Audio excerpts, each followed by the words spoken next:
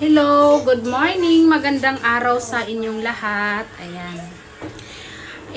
I-video ko na to para aware ang lahat, okay? Para aware kayo na sa mga nagme-message sa akin na nanghihiram ng pera, no, or sa may balak na manghiram ng pera. Aroy, pasensya na talaga kayo kasi wala din ako ngayon. Baka kasi iniisip nyo na, marami akong pera kasi nasa Japan yung asawa ko, tapos ako nandito sa Hong Kong. Baka lang isipin nyo na marami akong pera. Unang-una, hindi ako humahawak ng pera ng asawa ko. Hindi po talaga ako humahawak sa pera niya. No? Kung ano yung ipapadala niya sa Pilipinas, o ano yung ipapadala niya sa akin, nasa listahan kung saan mapupunta ang pera. At wala pong akin dyan. Walang personal na sa akin. Asawa ko to, bibigay ko to. Walang ganun ha. Lahat ng pinapadala ng asawa ko na nakalista yan. Kung saan mapupunta, bayad kuryente, gasol, sahod ng dalawa sa bahay. Siyempre, may dalawa kaming sinasahuran sa bahay. Diba? Yun, nalista lahat yun kung saan dapat mapunta ang pera. Walang personal na para sa akin. Kaya kung iniisip nyo na marami akong pera kasi nasa Japan siya at ako ay nandito sa Hong Kong, yung sahod po namin ay tamang-tama lang po. Marami po kaming mga responsibilities. At saka, kailangan din namin ng, syempre, ano bang dahilan kung bakit kami nag-abroad, diba? Syempre, para sa pamilya, para sa anak namin, para magkaroon kami, para hindi kami mahirapan. Alam nyo guys, baka isipin nyo marami akong pera. Wala po talaga. Kaya kung natatanggihan ko kayo, pasensya na ha. Pasensya na. Gusto ka naman namin pahiramin, or gusto namin kayong pahiramin, pero wala talaga. Hindi namin kayang magpahiram pa. Siguro, pag may kailangan, tutulong konti, tutulong kung sa ano lang ang kaya namin. Alam nyo guys, mahirap yung isang OFW. Alam nyo kung bakit? 5 taon mahigit hindi namin nakasama yung anak namin. 5 taon na kaming hindi buo. Gawa ng nandito ako sa Hong Kong, nasa Japan yung asawa ko, yung anak namin nasa Pilipinas. 'Di ba? Isipin niyo nga 'yun. 'Di ba? Mas maswerte pa nga kayo kasi kasama niyo pamilya niyo eh. Kami hindi, 'di ba? Bakit ko to binibidyo? Kasi guys, para ma-stop na yung parang mag-message or mag-iisip na maraming pera. Wala po kaming pera na sobra na pangpahiram or pangbigay, ganyan. Wala guys ha, sinasabi ko. Alam niyo, hindi ako magpapanggap guys. Hindi ako magpapanggap na nandito sa Hong Kong marami akong pera. Wala, hindi. Wala kaming pera na extra para sa iba. Kasi guys, may mga plano kami mag-asawa. Kasi gusto na namin umuwi sa Pilipinas pero hindi namin magawa. Kasi sobrang hirap ng buhay sa Pilipinas. Alam natin yun. Lalo na sa akin, pag umuwi ako sa Pilipinas, wala akong trabaho guys. Wala akong trabaho. Anong gagawin ko dyan? Lalo na ngayon, ang bahay medyo malaki at puro di kuryente ang gamit. Pag umuwi kami dyan, saan ako ng pera namin para pangbayad monthly bill? Kuryente, pangkain araw-araw. Lalo na sanay na yung anak namin na may laman yung ref lagi. 'Di ba? Pag umuwi kami diyan sa Pilipinas na hindi handa, magdidildil kami ng asin. Magdidildil ng asin yung anak ko. Totoo 'yun, guys, ha? Hindi ako magpapanggap na mayaman na ako. Okay na ang buhay ko. No. Hindi, guys, no? Kasi pag umuwi kami sa Pilipinas na hindi handa, wala. Nga kami. Wala kaming pera. No? Kaya gusto ko lang talagang ipaabot sa inyo, iparating sa inyo guys na hindi ako magpapanggap na mapera ako. Kasi alam nyo ba guys, day off ko ngayon, pero nag-overtime ako. Bakit? Maliban sa pinapa-overtime ako ng amo ko, kailangan ko talaga ng pera guys. Kailangan ko ng extra income. Kasi kung hindi ko gagawin to, masushort ako. 'Di ba? Kasi alam nyo guys, nasanay kasi ako sa bahay na lagi may pagkain, laging may grocery, na tuwing anong kailangan sa bahay may madudukot agad. nasanay ako sa ganon. Siguro, hindi ako madamot sa pagdating sa pagkain or sa kung anong meron mga grocery sa bahay. Ganun lang, no? Hindi. Pero guys, alam nyo ba guys na sobrang hirap talaga ng sitwasyon namin, ha? Baka kasi iniisip nyo, OFW mayaman guys, wala. Kasi kung mayaman kami, kung marami kaming pera, edi sana umuwi na kami sa Pilipinas. Edi sana nakasama na namin yung anak namin. Happy family together na kami doon. Pero hindi, di ba guys? Nandito pa rin kami, nagpakaalila pa rin ako dito sa Hong Kong, nagkukuskus pa rin ako ng kubeta, di ba? Yung asawa ko nag-aalaga pa rin ng baboy sa Japan kasi baboy yan yung trabaho niya. As in baboy. Halos nakakain na nga siya ng tae guys eh.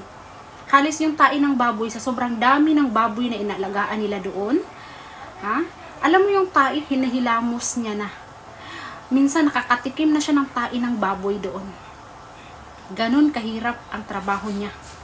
No?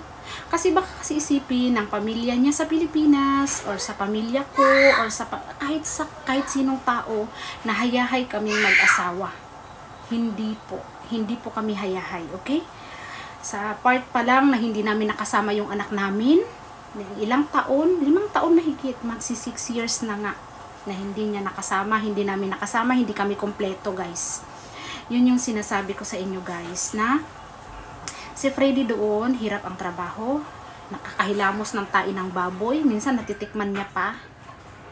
Ganun kahirap. Tapos, kumustahin nyo naman siya. Kumustahin nyo naman. Ay, kumusta ka na dyan? Okay ka lang ba? Hindi yung tatawag lang pag may kailangan namin ng pera ng ganon, kailangan naman ng pera, di ba? Mahirap yun. Mahirap. Ang isang OFW, kumustahin nyo naman.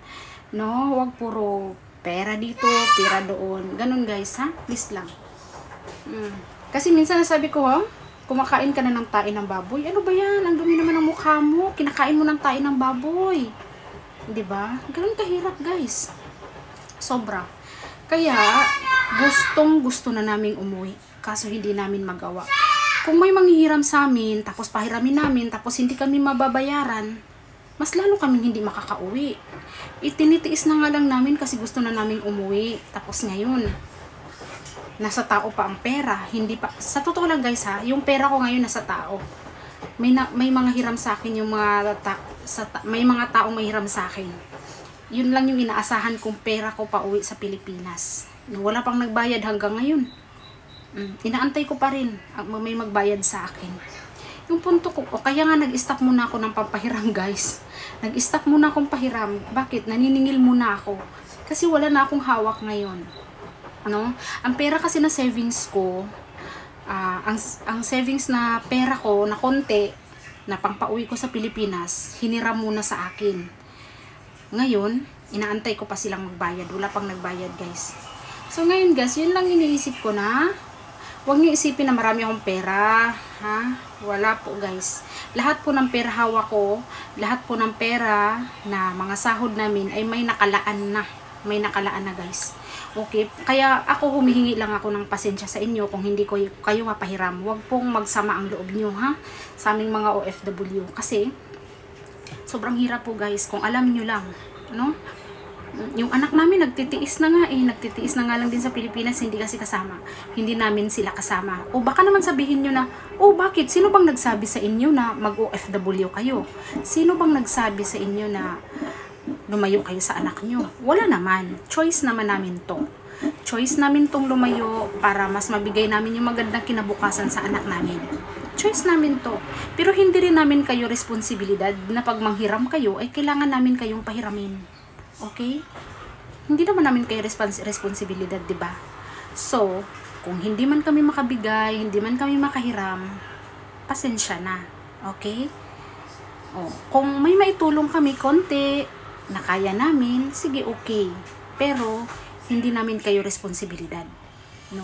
Kasi, bawat pamilya may responsibilidad. Ngayon, responsibilidad ko, yung anak ko, yung pamilyang binuo ko, responsibilidad ko yun. Kayo, may pamilya kayo, responsibilidad niyo yun. Kaya sikap-sikap lang tayo, ha?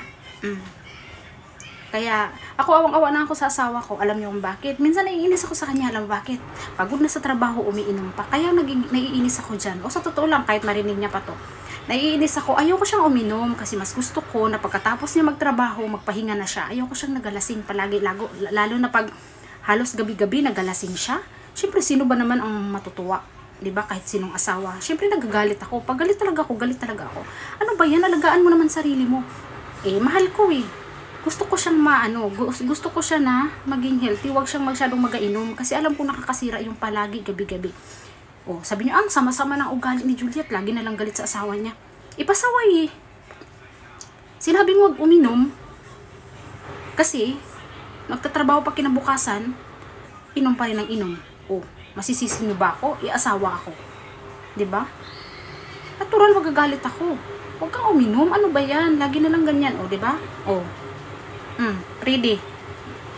Sinasabihan kita palagi, huwag lagi mag-inom. Wala tayong kakampi sa abroad.